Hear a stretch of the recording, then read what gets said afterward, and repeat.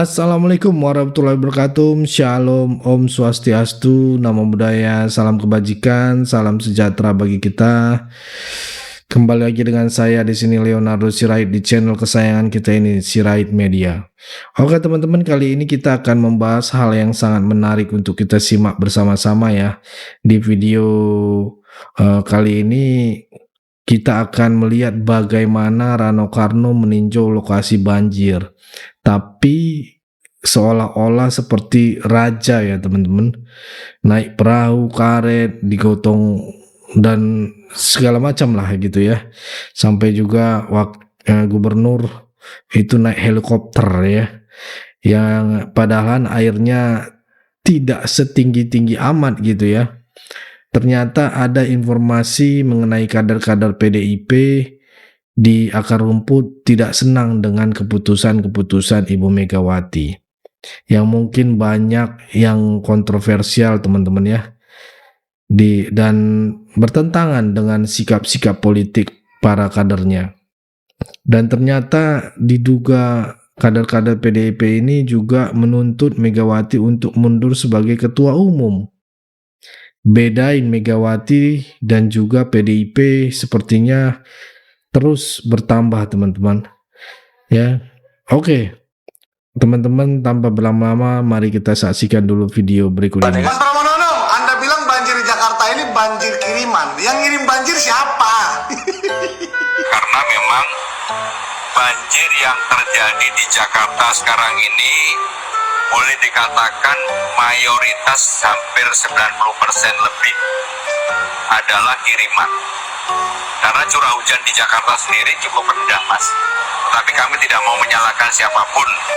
Saya mohon maaf yang sebesar-besarnya terhadap warga Bogor atas musibah yang dialami pada saat ini, banjir yang meluapnya luar biasa termasuk di Sungai Cijayan. Saya turut prihatin kepada warga Jabodetabek, Jakarta dan Jawa Barat yang sekarang sedang terkena musibah banjir. Semoga kita doakan sama-sama agar banjirnya segera surut dan masyarakat bisa kembali beraktivitas seperti sedia kala. Tapi saya lebih prihatin lagi kepada Gubernur Jakarta nih. Kok malah ada istilah banjir kiriman? Aduh, harusnya berpikir bagaimana solusi agar tidak banjir lagi. Ini malah sibuk sepertinya menyalahkan pihak lain, menyalahkan provinsi lain, katanya ngirim banjir. Woi, air itu jalan sendiri bos. Ya, memang dari dataran tinggi ke rendah itu memang sifat air.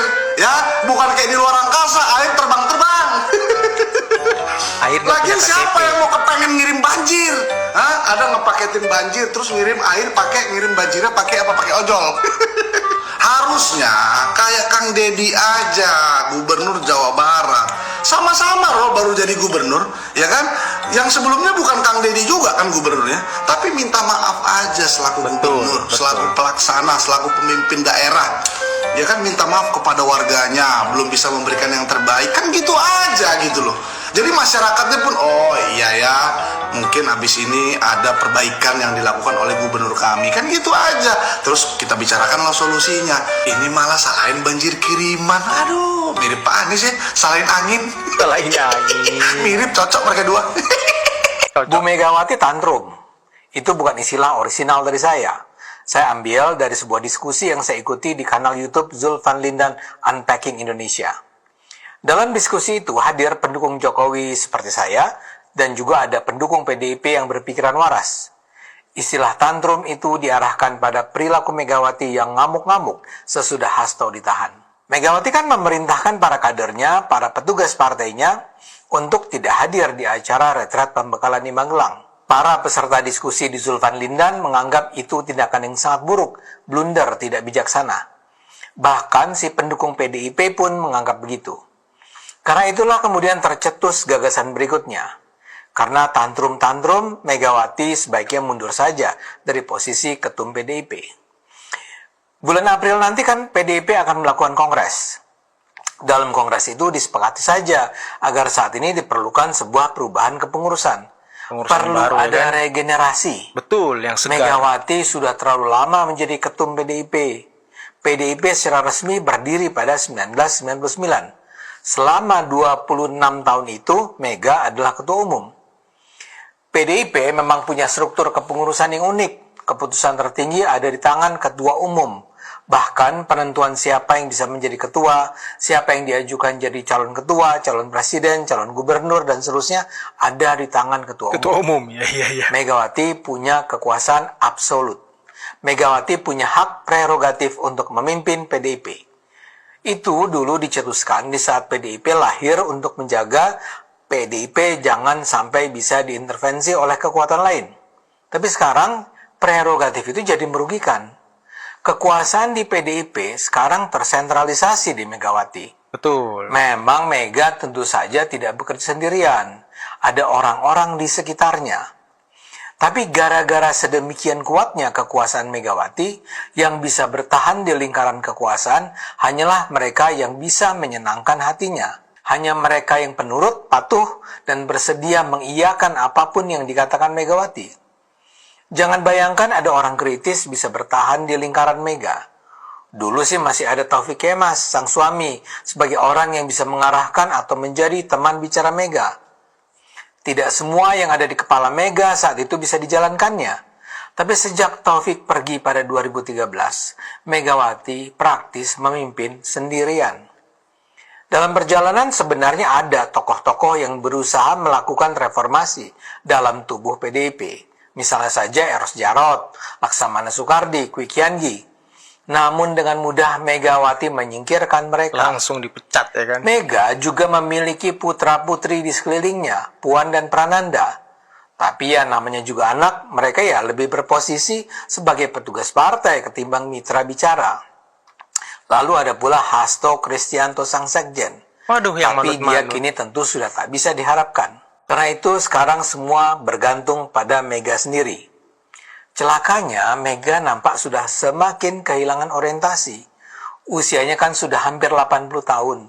Sebagai simbol kepemimpinan tentu saja Mega masih diagungkan oleh para pendukung PDIP. Tapi untuk menjalankan fungsi manajemen kepemimpinan, dia sudah kehilangan ketajaman. Karena itu, Mega harus rela mundur. Ini bisa dilakukan dengan perubahan ADART, atau Mega tetap penguasa tertinggi, tapi dia pindah menjadi misalnya ketua pembina yang kemudian menunjuk seorang ketua umum baru. Kayak Pak SBY ya kan. Ini diperlukan pertama-tama untuk keperluan PDIP sendiri. Orang-orang ya ini bisa dicek. Orang-orang yang memaki, menghina ya Pak Jokowi adalah para pengecut yang tidak berani tampil ketika zaman Soeharto. Wow. Coba you name it ya. Dan ini sudah kita bahas semua. Ya. Siapapun mau sebutin siapa? Sebutkan para pemaki-pemaki Pak Jokowi yang ketika mereka di zaman Soeharto sudah dewasa, zaman reformasi sudah ada, mereka itu tidak pernah muncul. Karena mereka tahu bahwa ketika mereka berbicara, selesai mereka. Jadi ayam sayur. Mereka memang ayam sayur, makanya Mereka memang ayam sayur. makanya apa namanya? Ya ini penonton ya. Coba komen di bawah para Amin Rais pemaki-pemaki doang Pak sih. Jokowi ya. Itu ada nggak mereka tampil di zaman Soeharto ya. Ini kan yang pemaki-pemaki kan orang tua juga banyak nih kan. Iya. Iya. Amin Rais Coba doang, sebutin, Amin Rais. coba kalian sebutin, nggak ada mereka di zaman Soeharto, tidak ada sama sekali. Ya. Mereka bisa berani ada saat ini karena Pak Jokowi membiarkan ya mereka melakukan hal itu. Ini keren ya. Ya, siapa yang komentar bisa membuktikan para pemaki itu ada di zaman Soeharto? Nggak ada. Tensi politik di tanah air kita pada bulan suci Ramadan ini nampaknya sulit untuk diharapkan ada dalam pemaknaan politik sebagai laku persahabatan. Kita justru menemukan bagaimana orang menerjemahkan politik sebagai fitnah dan kebencian. Itulah yang antara lain terlihat pada segelintir orang yang mengatasnamakan rakyat Indonesia yang terus mendorong-dorong agar Presiden Prabowo Subianto berani melakukan tindakan-tindakan revolusioner dengan memaksulkan Gibran dari jabatannya sebagai wakil presiden, melakukan pengadilan terhadap Joko Widodo, dan melakukan reshuffle Kabinet Merah Putih untuk membersihkan kabinet ini dari antek-antek Jokowi. Apa yang terbaca dalam fenomena politik penuh kebencian ini rasanya sulit untuk dipenuhi oleh seorang Presiden Prabowo Subianto. Malah kita bisa mengatakan bahwa semua pihak yang terus-menerus meneriakkan ujaran kebencian dan menerjemahkan politik sebagai politik belah bambu itu Politik hanya belah bambu, membuat apa yang mereka lakukan terhadap Presiden Prabowo dengan memusuhi Prabowo Subianto itu harus dikatakan sama dengan memusuhi negara. Nah, teman-teman, itu tadi video yang beberapa sudah saya tayangkan, yang kita simak ya, yang bisa kita saksikan pada kesempatan kali ini. Dan menarik ya, bagaimana yang diarak, yang didorong, ditarik layaknya seorang raja di atas perahu karena perahu karet maksudnya ya. Dia meninjau banjir gitu ya. Padahal kalau kita lihat ya, banjirnya nggak dalam-dalam amat, teman-teman. Bagaimana menurut kalian, teman-teman ya, netizen? Ini apakah benar-benar Rano Karno berlagak seperti raja atau apa gitu ya? Oke, cukup segitu dulu teman-teman. Berikan tanggapan teman-teman yang menonton video ini bagaimana.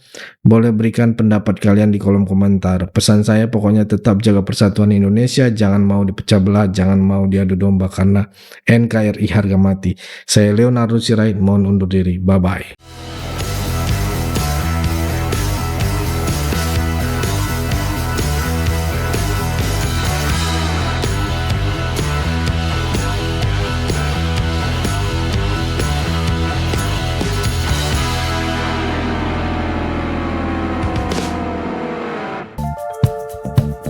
Kawan-kawan yang mau mendukung Sirait Media, boleh melalui rekening ini, dan bisa melalui Kris Mobile Banking ini. Dengan cara scan barcode Kris ini, di mobile banking, kawan-kawan.